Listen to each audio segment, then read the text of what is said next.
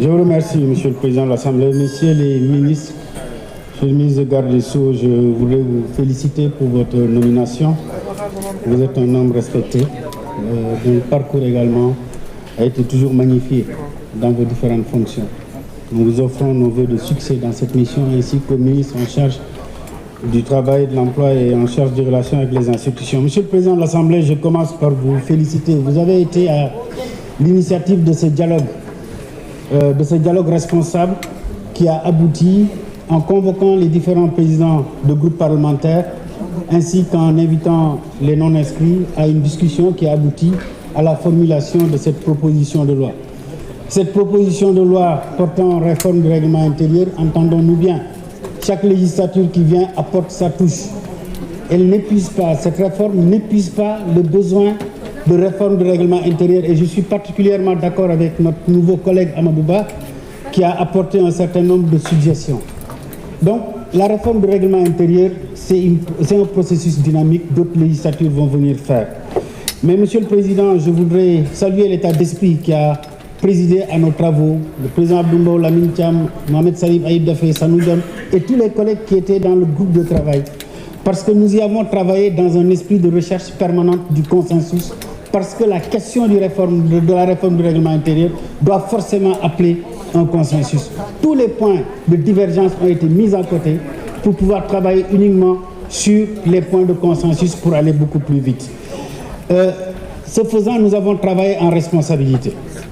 Nous avons travaillé en responsabilité pour lever tout équivoque dans les relations entre l'actuel pouvoir exécutif et l'Assemblée nationale. Travailler en responsabilité, c'est de dire que la Constitution dispose, le règlement intérieur dispose, nous devons créer les conditions de ce dialogue. Lorsque le problème a été posé sur la réforme du règlement intérieur, nous l'avons réformé, réactualisé pour lever ces équivoques.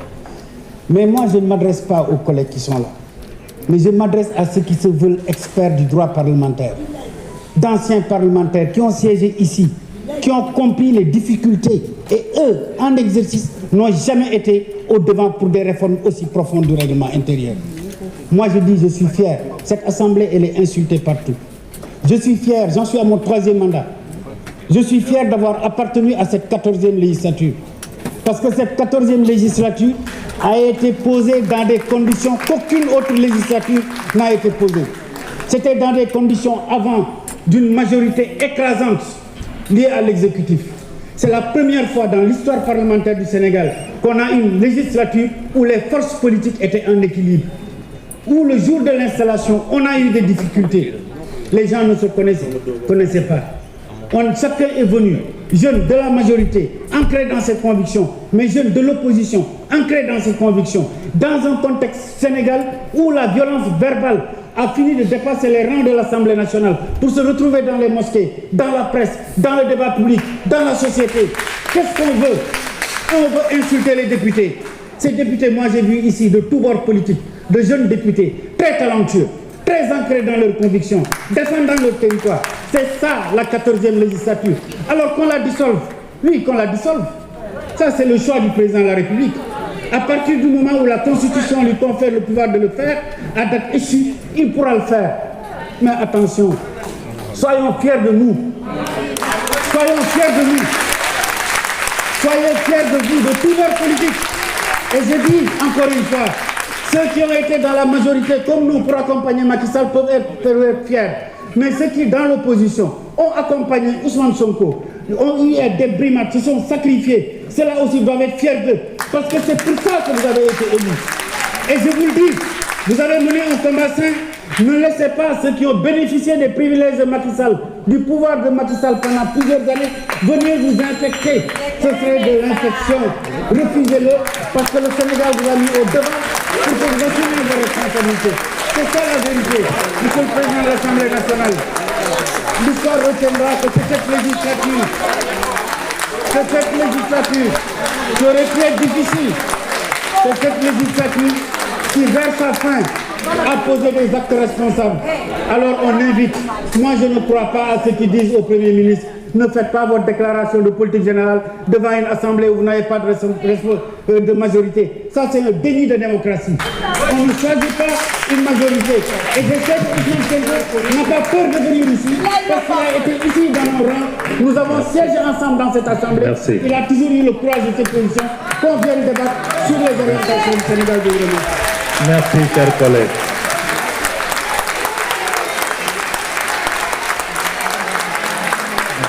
La parole est à notre collègue Mame Diarra Fam, suivi de Cheikh Seck.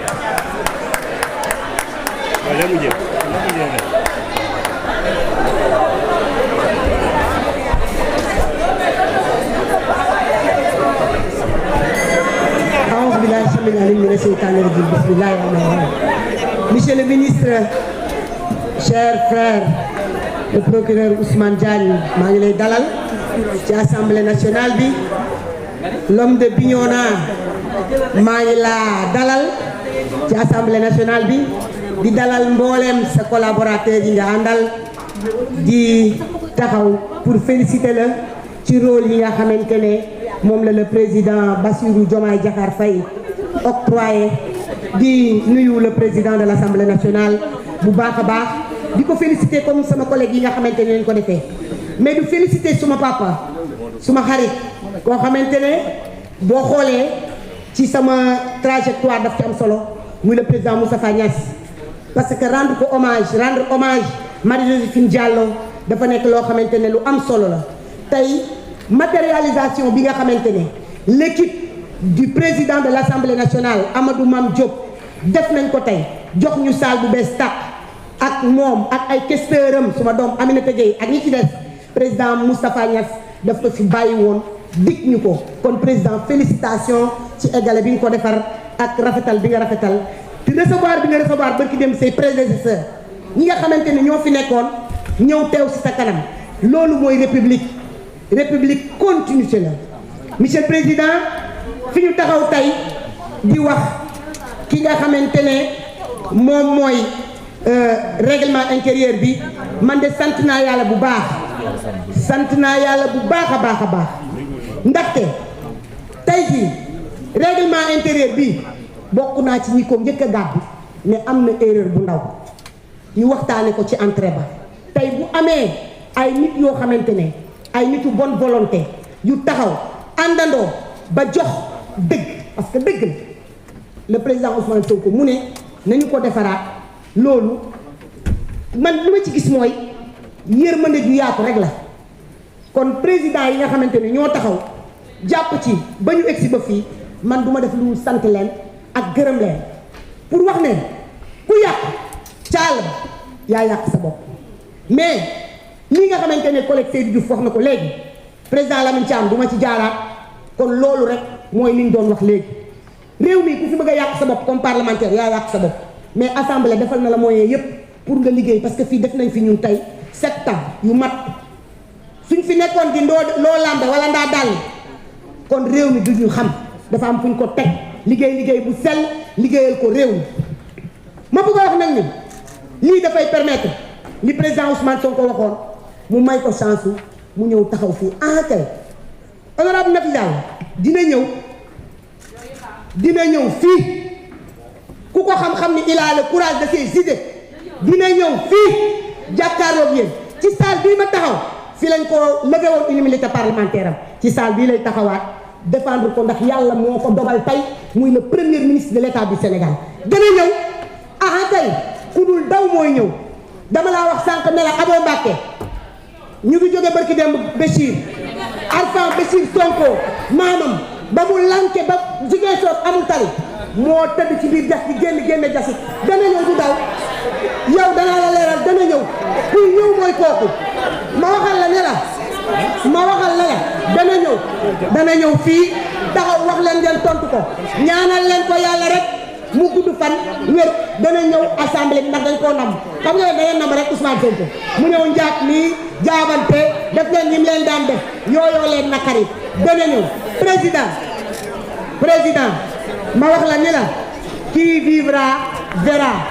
Jàpp naa ni nag am na as gor ku taxaw fii sànq wax ay waxam yoo xamante ne ci député yëpp la ko jublool ñun buñ doon def clin d'œil du ñu xeex ñun amuñu jot def clin d'œil buñ doon def clin d'œil du ñu xeex ñun def combat bi dañ cee bàyyi suñu der bàyyi suñu fulla bàyyi suñu fayda ñu jël ñun dóor ñu ci kaso bi ñu toog muñ ko ndax yàlla ñun duñu kuy def clin d'œil yow xamoo kon Mame Diarra Fam yow da ngay doog a dugg Pikine yow xamoo ma yow man duma kuy def clin d'œil yow man duma kooku ma bëgg laa waxal ne le président monsieur le ministre Ousmane Diagne namm naa Karim Meïssa Wade comme que nag yëf yi yëpp fii la jaar mu joxe ndigal ñi ko expédié woon jóge nañ fi indil leen ñu ko parce que moom la ñu namm bëgg koo gis maa ngi leen di gërëm di leen sant asalaamaaleykum wa rahmatullah. Merci, chers collègues. La parole est à notre collègue Cheikh Seck.